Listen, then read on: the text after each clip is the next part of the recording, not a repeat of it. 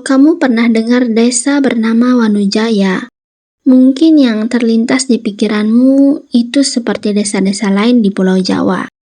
Berbukit, penuh sawah dengan masyarakat yang ramah. Tapi kalau kamu bertanya pada sopir truk yang sering lewat jalur selatan, mereka akan menjawab pelan dengan tatapan kosong. Desa itu agak berbeda di sana. Ada yang gak beres di sana. Letaknya sekitar 1 jam dari kota kecil bernama Karangrejo, tersembunyi di antara bukit dan lembah. Dilalui jalanan berliku yang penuh dengan kabut di pagi hari. Tak banyak kendaraan yang lewat ke sana. Namun bagi orang-orang desa Wanujaya, hidup mereka baik-baik saja. Bahkan lebih dari itu, desa itu makmur. Bahkan terlalu makmur. Bayangkan saja, di saat desa-desa lain mengeluh tentang hama wereng, banjir, atau musim yang tidak menentu, sawah-sawah di Wanujaya tetap hijau. Padi mereka berdiri tegak, kuning keemasan, selalu panen lebih dari cukup. Tidak pernah terdengar panen gagal di sana. Bahkan saat kemarau panjang melanda, air dari irigasi mereka tetap mengalir seperti tidak kenal musim. Orang-orang luar mengira desa ini memang dianugerahi alam yang istimewa. Tapi tidak ada yang tahu, hanya satu sawah yang benar-benar menjadi hasil sumber besar itu. Sawah milik Pak Wiryo, seorang lelaki tua yang menjadi semacam raja kecil di Wanujaya. Pak Wiryo dikenal sebagai petani yang paling sukses di desa itu. Rumahnya berdiri di tanah tinggi menghadap langsung ke hamparan sawah dan bukit. Dinding rumahnya dari batu bata halus, beratap genteng yang baru, dan tak pernah terlihat kotor sedikit pun. Di depannya ada kolam ikan, dan di belakang rumahnya hutan kecil yang tumbuh liar dan pekat. Orang-orang menyebut sawah utamanya sebagai sawah sebelah, karena letaknya menyendiri, berbatasan langsung dengan hutan dan hanya bisa dicapai lewat jalan kecil yang berlumpur. Pak Wiryo tak banyak bicara. Dia jarang ke pasar dan tidak pernah ikut kumpulan warga. Dan anehnya dia tidak punya keluarga.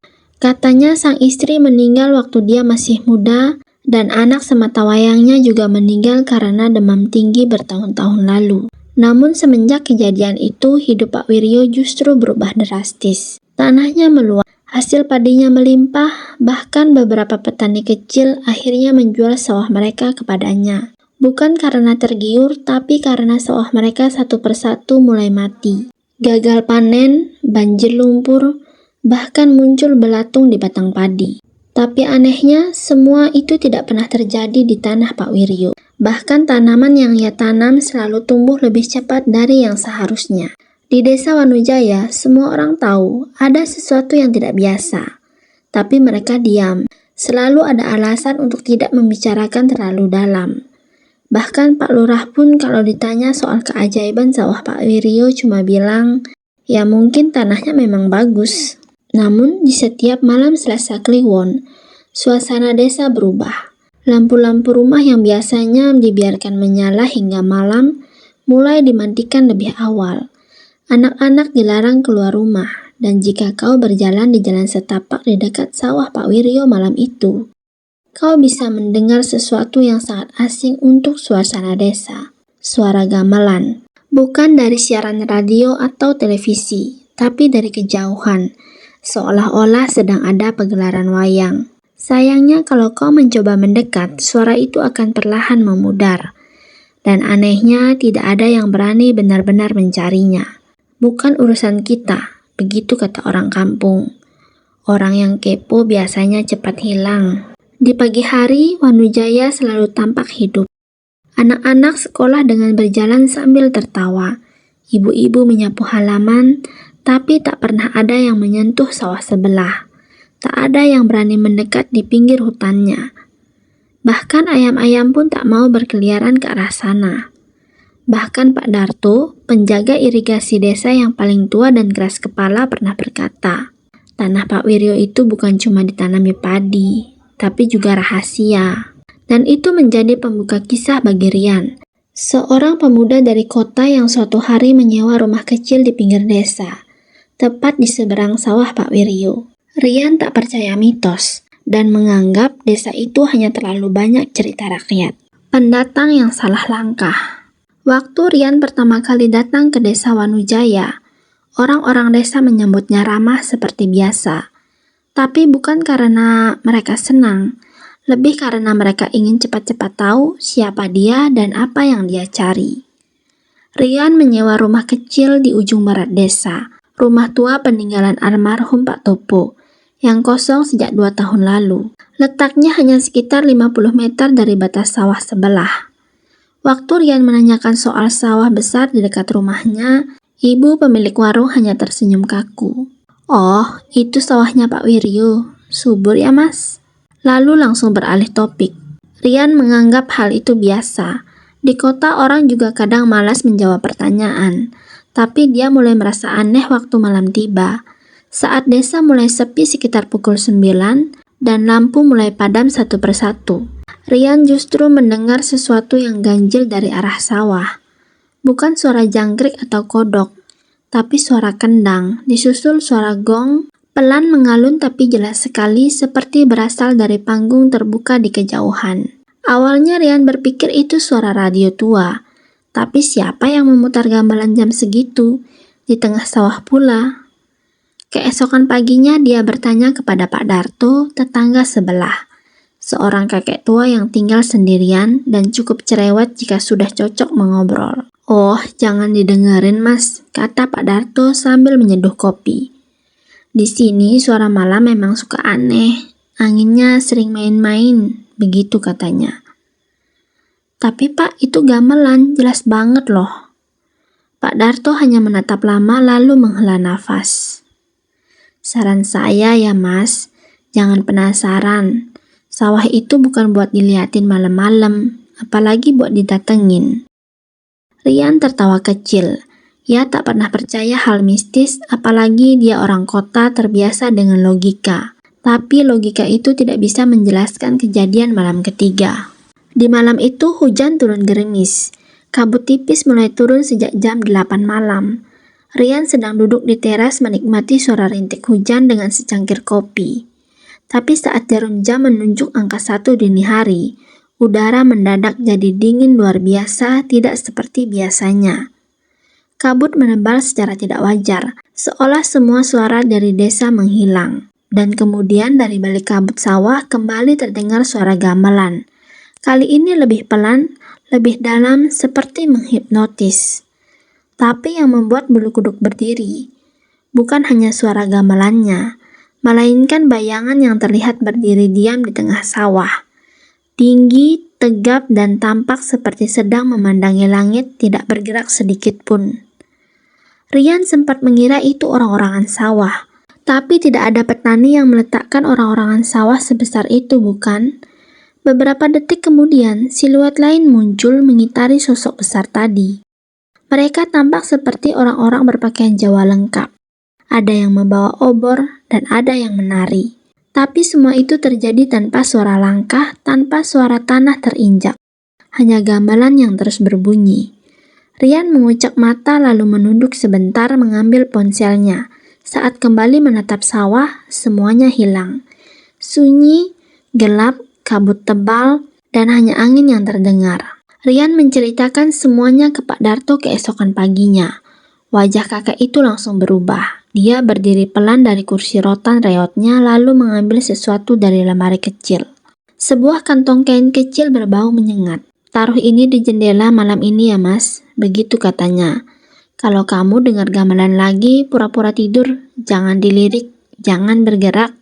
Apalagi kamu menjawab kalau ada yang manggil." Rian mulai merasa ini lebih dari sekedar cerita kampung. Pak Darto tak berkata banyak lagi hari itu. Tapi sebelum Rian pulang, dia menambahkan satu kalimat yang membekas. "Mas bukan orang pertama yang dengar gamelan itu, tapi yang masih bisa cerita cuma sedikit." Dan malam itu Rian benar-benar tidak bisa tidur. Bukan karena gamelan, tapi karena ada suara langkah pelan di halaman rumahnya mengelilingi rumah berulang-ulang. Pagi itu Rian terlihat berbeda, pucat dengan kantong mata menghitam dan matanya pun sembab, seolah tidak tidur semalaman. Dan memang benar kalau dia tidak tidur. Malam sebelumnya suara langkah kaki mengitari rumahnya dari jam 2 sampai menjelang subuh. Langkahnya terdengar berat, menyeret, kadang cepat, kadang pelan. Tapi anehnya tidak ada bekas kaki di tanah basah paginya. Pak Darto satu-satunya tetangga yang masih mau terbuka dan hanya berkata, "Mas, emasnya udah dilirik. Itu berarti waktunya sudah dekat." Rian menahan tawanya, tapi tawanya terdengar palsu. Karena di balik sikap sandainya, kini ada rasa cemas yang mulai menggigit. Dia merasa sedang diawasi bahkan di siang hari. Saat duduk di beranda rumahnya, dia merasa seperti ada yang berdiri di ujung sawah, cerita lama yang dimulai dari luka. Sore itu Rian kembali ke rumah Pak Darto. Dan akhirnya untuk pertama kalinya, sang kakek membuka rahasia kelam desa Wanujaya. "Kau tahu kenapa tanah sawah Pak Wiryo begitu subur?" tanya Pak Darto pelan. "Karena tanah itu pernah diberi makan dan sejak itu, ia harus terus diberi makan setiap tahun." Rian terdiam, tidak menyela dan Pak Darto melanjutkan. "Dulu Pak Wiryo orang biasa. Istrinya rajin ke pengajian, anaknya cerdas. Tapi hidup mereka sulit. Sampai akhirnya anak sematawayangnya sakit keras. Obat tak mempan, dukun pun tak bisa membantu. Suatu malam Pak Wiryo membawa anaknya masuk ke hutan kecil di ujung sawah. Dia tidak pernah bercerita kepada siapapun. Tapi banyak warga yang melihat lampu minyak berkedip di antara pepohonan, lalu dia menghilang selama 41 hari. Dan ketika kembali, anaknya tidak ikut, hanya Pak Wiryo seorang yang pulang. Dan dia pulang dengan tanah yang berubah. Mulanya hanya sawahnya yang subur, lalu panen datang 2 kali lipat. Lalu ayam-ayam warga mulai bertelur lebih banyak di dekat sawahnya. Kemudian air irigasi yang lewat ke lahannya lebih jernih dari sumur apapun. Namun bersamaan dengan semua itu, warga mulai menghilang satu persatu. Tiap tahun menjelang musim panen selalu ada satu orang yang hilang tanpa jejak. Kadang petani muda, kadang juga orang luar. Kadang anak-anak kecil yang main terlalu jauh pun menghilang. Warga menduga Pak Wiryo melakukan pesugihan dengan makhluk halus penjaga tanah. Bukan jin biasa, tapi roh pelindung tanah yang hanya bisa dilayani dengan darah dan nyawa. Dan perjanjian itu tidak bisa dihentikan. "Tanah yang sudah diberi tumbal akan lapar terus," ucap Pak Darto. "Dan orang yang seperti Mas Rian yang tinggal dekat, yang belum punya siapa-siapa di desa ini, paling mudah dikorbankan." Dahulu, sekitar 5 tahun yang lalu, 2 pemuda desa bernama Wawan dan Gendut yang dikenal berani dan pemberani, mencoba menggali rahasia sawah Pak Wiryo. Mereka menyelinap malam-malam ke tengah sawah dan membakar saung kecil di sana, yang katanya tempat Pak Wiryo menyimpan sesajen. Esok harinya mereka ditemukan tengkurap di tengah lumpur, matanya melotot dan mulutnya penuh dengan tanah. Tak ada luka, tapi tubuh mereka membeku seperti batu. Hanya satu orang yang masih hidup, si Gendut. Tapi semenjak hari itu dia bisu total. Wawan ditemukan meninggal, dimakamkan tanpa otopsi. Keluarganya memilih diam karena semua orang tahu itu harga dari keberanian yang salah tempat. Kini tanda-tanda itu muncul lagi, dan sasaran tahun ini tampaknya adalah Rian. Pak Darto memperingatkannya untuk pergi secepat mungkin. Sudah 2 kali dia mencoba menelpon temannya di kota, tapi sinyal selalu hilang.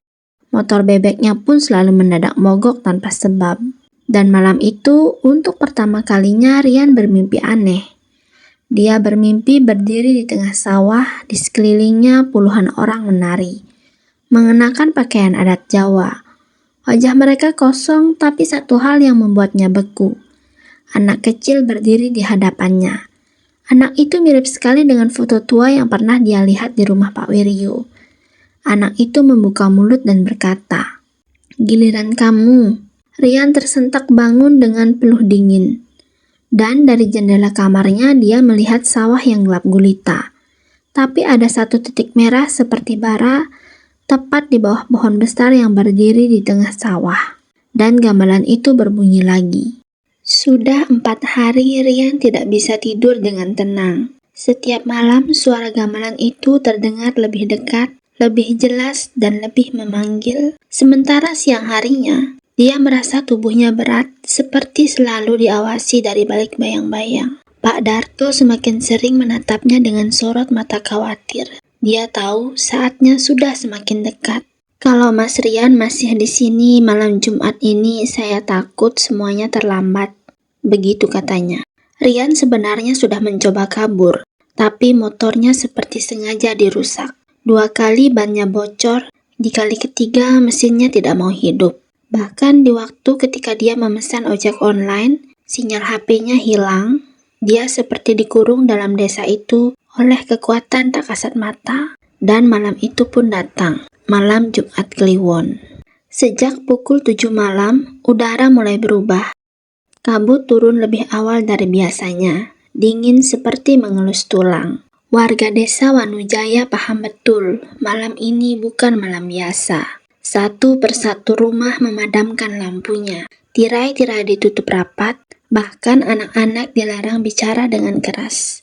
Jalanan sepi total, tidak ada suara motor maupun orang lalu lalang. Dan sekitar pukul 1 dini hari, desa menjadi hening sempurna. Tapi dari kejauhan, tepat dari arah sawah milik Pak Wiryo, suara gamelan mulai terdengar. Kali ini lebih lantang, bukan hanya kendang dan juga gong. Suaranya membentuk semacam irama pengantar arwah. Tapi yang paling membuat bulu kuduk berdiri adalah suara sinden yang mendayu di tengah malam. Seketika itu, Rian seperti kehilangan kesadaran. Rian melangkah tanpa disadari. Orang bilang kadang tubuh manusia bisa digerakkan bukan oleh kehendaknya sendiri, tapi oleh sesuatu yang lebih tua, lebih kuat, dan lebih halus. Dan malam itu, kaki Rian berjalan sendiri. Dia mengambil senter kecil dan melangkah keluar rumah. Tanpa jaket, tanpa menggunakan alas kaki. Wajahnya kosong, tapi arah langkahnya pasti menuju sawah. Kabut begitu tebal hingga tidak terlihat apa-apa kecuali jarak beberapa langkah. Tetapi suara gamelan membimbingnya, seperti benang gaib yang menarik jiwanya untuk datang. Saat dia sampai di ujung pematang, kabut seketika menipis dan di sanalah dia melihatnya. Ritual itu. Di bawah pohon beringin tua yang berdiri sendiri di tengah sawah itu, kini terasa terang. Dikelilingi cahaya obor, dan sekitar 5 atau 6 orang pria berpakaian hitam berdiri mengelilinginya, membentuk lingkaran, dan di tengah lingkaran itu ada Pak Wiryo, berdiri kaku sambil menggenggam keris terbungkus kain mori. Tepat di depan Pak Wiryo, seorang anak kecil duduk bersimpuh. Tubuhnya gemetar, wajahnya ditutupi dengan selendang hitam. Di belakang si anak berdiri 2 orang bertubuh besar yang sepertinya ditugaskan untuk menahan jika dia melarikan diri. Namun yang membuat Rian membeku adalah sosok yang berdiri di balik Pak Wiryo. Makhluk itu tidak bisa dijelaskan secara logis. Tubuhnya tinggi menjulang, 2 kali lipat dari tinggi manusia.